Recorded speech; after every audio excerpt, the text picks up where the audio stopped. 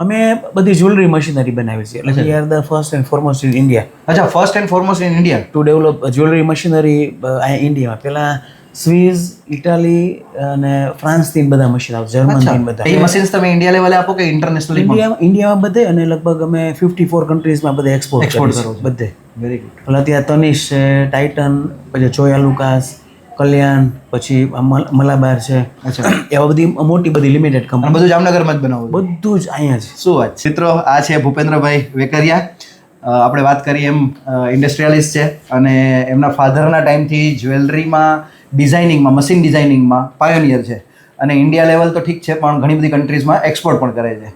આપણે ત્યાં એમની ઘણી બધી ટ્રીટમેન્ટ થઈ છે, પણ ઇમ્પ્લાન્ટ થયું છે, રૂટ કેનાલ થઈ છે, આજે કેપ ફિટિંગ હતું. આખા ફેમિલીની આખા ફેમિલી આમ તો યોગેન્દ્રભાઈ ને બધાની, તમારી ડોટર પણ આવી ગઈ છે. ડોટર, મારા વાઈફ, તમારા વાઈફ આવી ગયા છે અને ડોટર પણ બિઝનેસ હા એ પણ એમાં છે અત્યારે. એટલે અમે એન્ટરપ્રેન્યોર, નવું સ્ટાર્ટઅપ. બહુ સરસ. અને તમારો અમારી જોડે અનુભવ કેવો છે માધવ? એકદમ ક્લાસ. એટલે એમાં કાંઈ જ ઘટે નહીં. પહેલાં જનરલી કરતા પણ અહીંયા બધું જોયું, તમારી સર્વિસ ને જે બધી સ્પીડ અને જે ક્વોલિટી ને બધું છે કન્સિસ્ટન્ટ, એકદમ ક્લાસ, એમાં કાંઈ ઘટે નહીં. Thank you.